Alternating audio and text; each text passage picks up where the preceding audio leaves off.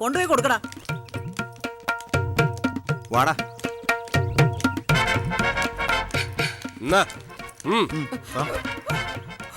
ഒരു ചെറുതൂടുണ്ടേ. അമ്മ ഒരു വാക്ക് പറഞ്ഞതാ.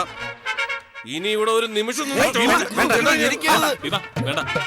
മക്കളെ മാറു മക്കളെ. ചേച്ചി എന്റെ മക്കളെ കുറിച്ച് എനിക്കൊരു വിശ്വാസമുണ്ട്. കോവിലകത്തിന്റെ അന്തസ്സ് കളയുന്ന ഒരു കാര്യവും എന്റെ മക്കള് ചെയ്യില്ല.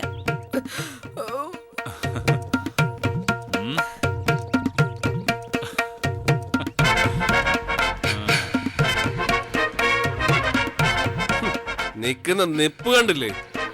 ഇവരെ പിടിച്ച് കീറിപ്പറിച്ച് തിന്നണം. റോഡിലേക്ക് ഇറങ്ങിയ ഇവളെ അടുത്ത ആളെ പിടിച്ചോളൂ.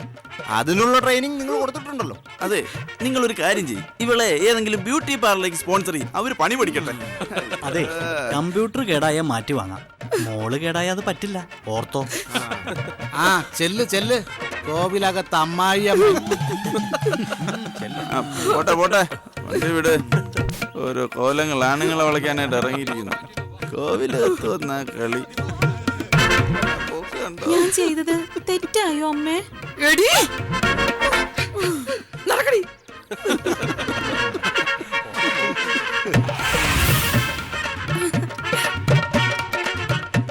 അയ്യോ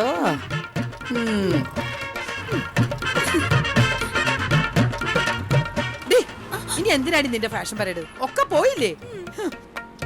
എന്തൊക്കെ പ്രതീക്ഷകളായിരുന്നു. ഇനി നമ്മൾ എങ്ങോട്ടാ അമ്മേ? അമ്മയ്ക്ക് ഇനി വല്ല ബന്ധുക്കളും ഉണ്ടോ? പിന്നെ ഇന്ത്യൻ പ്രസിഡന്റും പ്രധാനമന്ത്രിയും ഒക്കെ എന്റെ ബന്ധുക്കളാ. അങ്ങോട്ട് ചെന്നാ മതി. ഓ, 5 ആമക്കൾ ഉണ്ടായിട്ട് ഒരെണ്ണത്തിന് വളച്ചെടുക്കാൻ കഴിഞ്ഞില്ലെന്ന് പറഞ്ഞ നീ എന്റെ മോള് തന്നെയാണോടി? പറഞ്ഞിട്ട് കാര്യമില്ല.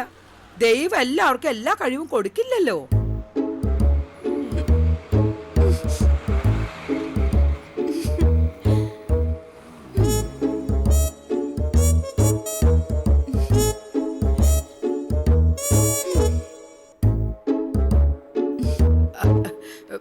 നീ ടൗണിൽ പോയത് ആ രാകേഷിനെ കാണാനാണെന്നല്ലേ പറഞ്ഞത്? ഏതെങ്കിലും ബുദ്ധിന്ന് അവനൊന്ന് വിളിക്കടി. നമുക്ക് അവന്റെ വീട്ടിലേക്ക് പോകാം. നിന്നെ അവന് ഇഷ്ടായില്ലേ? അത് വേണ്ടമ്മേ. അതെന്താ? അത് എന്നെ ഇഷ്ടമാണെന്ന് രാകേഷേട്ടൻ പറഞ്ഞു. ഞങ്ങൾ ഒന്നിച്ച് സിനിമയ്ക്കും പോയി. പക്ഷേ പിരിയുമ്പോഴാ രാകേഷേട്ടൻ ആ സത്യം പറഞ്ഞത്. എന്തേ? അവന് വല്ല മാറാരോഗമുണ്ടോ? വിഷമത്തോടു കൂടി ആ കാര്യം പറഞ്ഞത്. മറ്റന്നാളെ രാകേഷേട്ടന്റെ കല്യാണം.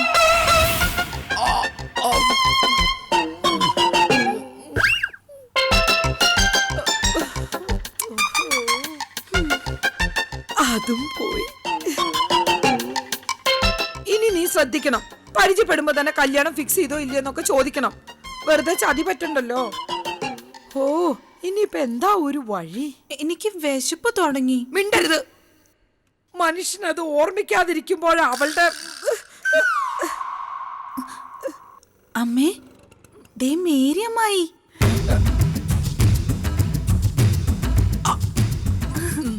ചിരിക്കില്ലടി.